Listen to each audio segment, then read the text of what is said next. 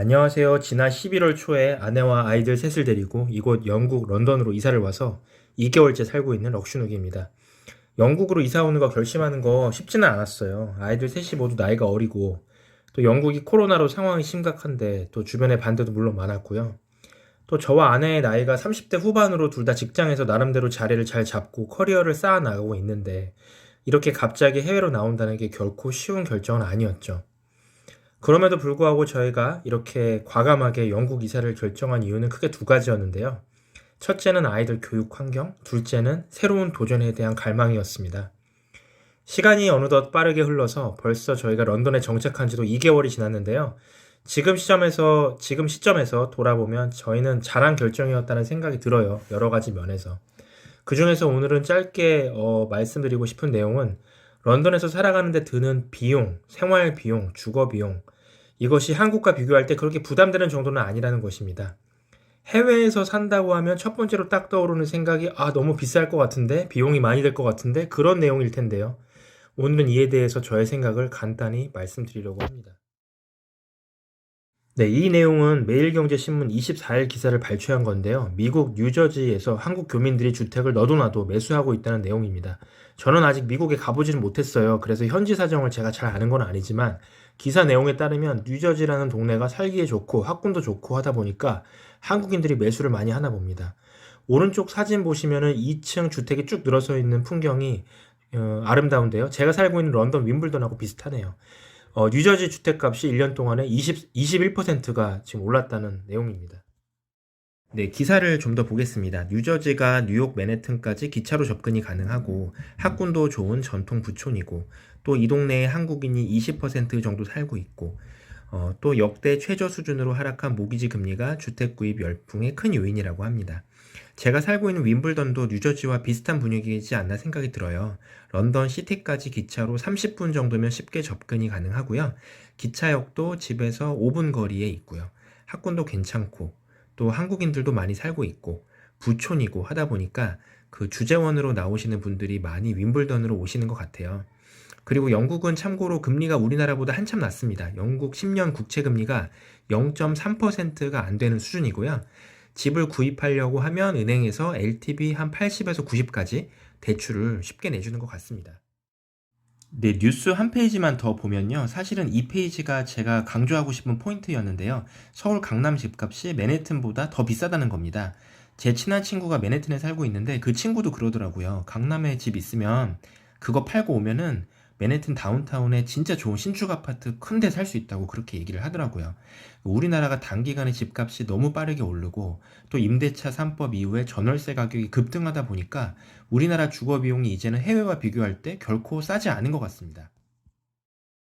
네, 여기까지 서론이 좀 길었는데요. 그럼 본격적으로 서울에서 살 때와 런던에서 살 때 생활 비용이 얼마나 차이가 나는지 한번 비교를 해보겠습니다. 주거 비용 먼저 볼게요. 제가 살고 있는 윈블던 동네가 나름 부촌에 해당하고 여러 가지 환경이나 인프라가 상당히 좋은 편입니다. 집 컨디션도 괜찮고요. 저희 집이 혹시 궁금하시면 예전에 제가 올린 영상 중에 랜선 집들이 영상이 있으니까요. 참고해 보시면 좋을 것 같습니다. 현재 저희 집 월세가 한화로 400만 원 정도 하고 있습니다. 이번에는 한국 제가 살았던 월세, 전세, 시세 한번 볼게요. 제가 2015년에 30년 된 구축 아파트에 살았는데요. 그 당시에 전세가 5억, 매매가 7억이었습니다. 그때 제가 전세를 안 살고 보증금 1억에 월세 120만 원 전월세를 살았어요. 이거를 한번 월세로 완전히 환산해서 보면은 1억당 월세가 30만 원에서 35만 원 정도 하니까요.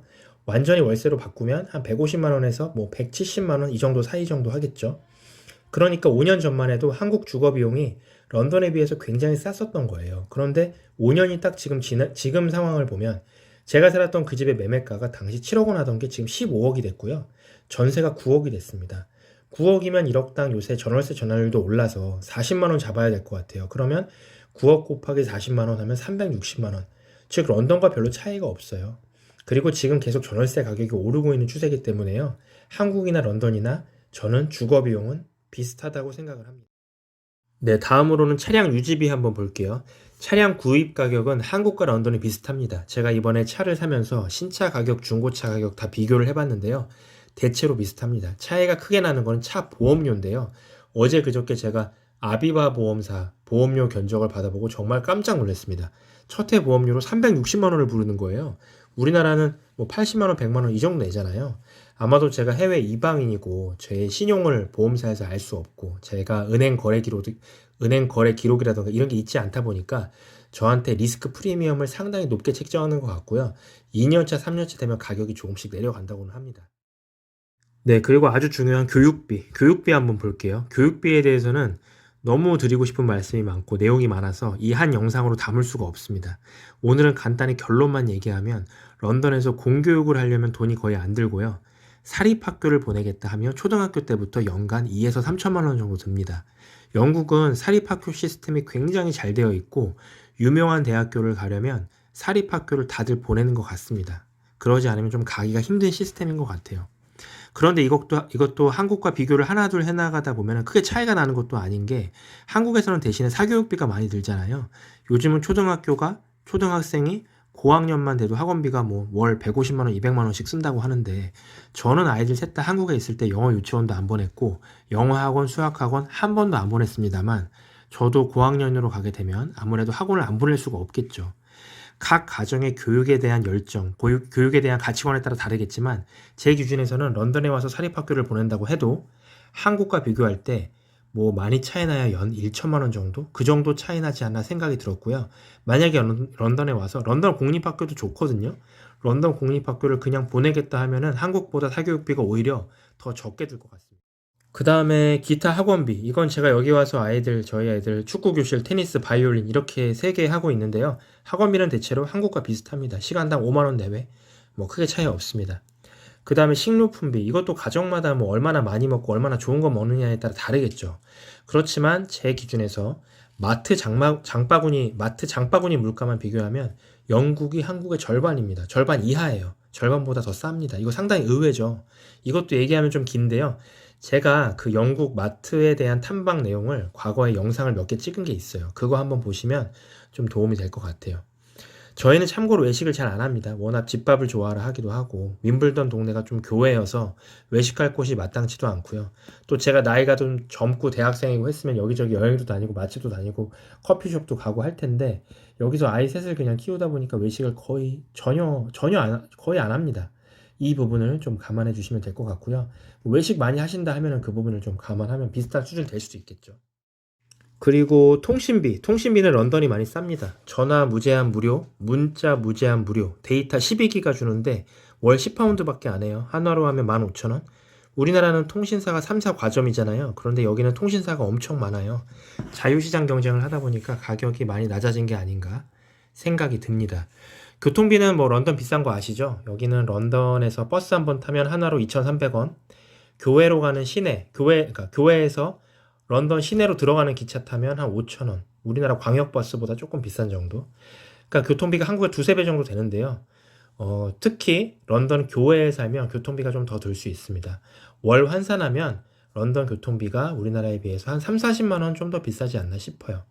그거 외에 기타 전기 수도세, 외식비, 기타 등등은 제가 2개월 살아본 결과 대체로 비슷하다. 뭐 차이가 누구는 좀 많이 나고 누구는 덜 나고 사람마다 차이가 있고 하겠지만 대세에 지장 있는 정도는 아니다. 그 정도 생각 드네요. 네, 토탈 정리를 한번 해보면요. 주거 비용은 제가 앞서 말씀드렸듯이 한국이나 런던이나 별 차이 없다고 제가 생각을 하고요. 런던에서 자녀 한 명을 만약에 3천만 원짜리, 제가 아까 2에서 3천만 원 정도라고 했는데 가장 비싼 3천만 원짜리 사립학교를 보낸다. 그렇게 했을 때 교육비가 런던은 250만 원 월, 그리고 우리나라는 공립학교를 보내고 학원을 좀 많이 보낸다 해서 월 200만 원 정도 잡았습니다. 런던이 조금 비싸게 잡았고요. 그런데 앞서 말씀드렸지만 영국 공립학교 퀄리티가 나쁘지 않아요. 저는 윈블던에서 아이들 공립학교 보내고 있는데요. 뭐 윈블던이 공립학교 학군이 좋기도 하지만 저는 뭐 만족하고 지내고 있고요. 그리고 아울러 사립학교도 전학 가는 거 한번 알아보는 중입니다. 사립학교에 대해서는 제가 나중에 좀 더 많이 알게 되면 영상을 찍어서 한번 올려볼게요. 그래서 등등등 밑에 쭉 써놨는데요. 결론은 생활비가 결론적으로 비슷하다는 거예요. 월 800만 원대. 만약에 자기가 주택을 자가로 소유하고 있으면 저기서 주거비용 400만 원이 빠지니까 한 월 400만 원 정도 되겠죠. 대충 이 정도 들지 않나요? 대충 뭐 공감이 가실 거라고 생각이 들고요. 참고로 저희는 애들이 셋이라서 여기에 제가 적어놓은 거는 애 한 명 기준이잖아요. 저희는 저것보다 훨씬 많이 들었습니다. 뭐 아이 봐주시는 분에 대한 그 페이도 있고 또 교육비도 더 들고 식비도 더 들고 등등 하면 뭐 저는 많이 들었지만 애 한 명 키우시면 저 정도 들지 않을까 생각을 합니다. 네, 이제 마지막 페이지 결론입니다. 제가 이 영상에서 드리고 싶었던 말씀은 해외 거주 비용이 생각하시는 것보다 그렇게 엄청 높지는 않다라는 점이고요. 한국과 비교할 때 별 차이가 없어서 충분히 도전할 만하다, 감내 가능하다는 말씀을 드리고 싶었습니다. 마음만 먹으면 누구나 해볼 수 있는 도전이라고 저는 생각을 합니다. 저희도 온 가족이 런던으로 이주하면서 많은 고민을 했습니다. 코로나, 그리고 저희 부부의 커리어, 소득이 일시적으로 끊기는 점에 대해서도 심사숙고했고요. 하지만 자녀를 보다 나은 환경에서 키우고 싶은 마음이 아주 컸고 또 저희 부부가 비록 여기 와서 황금 같은 30대 후반의 나이에 커리어가 일시적으로 단절되고 수입이 끊길 수는 있지만 인생에 다시 오지는 않을 도전을 한번 해보고 싶었습니다.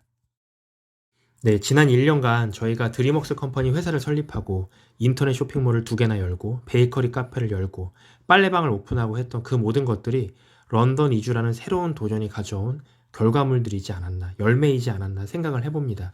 저희가 맞벌이를 하면서 어린 아이들 셋을 키우면서 이 많은 것들을 1년 동안 해낸 것들이 지금 와서 한번 돌이켜보면 좀 뿌듯하고요. 정말 저희를 한계까지 밀어붙이는 1년이 아니었나 그런 감회가 듭니다. 사랑하는 저희 새 아이들에게 좋은 것을 해주고 싶었던 그 간절한 마음이 코로나에도 불구하고 저희를 이 먼 곳 런던에까지 데려온 것이 아닌가 하는 생각이 듭니다. 저희가 다음 영상에서는요, 저희 황금 같은 30대 후반에 해외로 넓은 세상으로 나가기 위해서 필요한 것들, 한국에서 미리 세팅해 놓아야 할 것들에 대해서 한번 제가 어떤 준비를 했는지 영상을 찍어서 올려보도록 하겠습니다. 네, 저희 지금 크리스마스 이브인데요. 내일 크리스마스 성탄절 행사를 위해서 또 아내와 준비를 해야 됩니다. 이만 영상을 마치고 준비를 하러 가보겠습니다. 긴 영상 시청해주셔서 감사하고요. 이 영상이 도움이 되셨다면 구독과 좋아요 부탁드립니다. 즐거운 성탄절 보내시길 바랍니다. 감사합니다.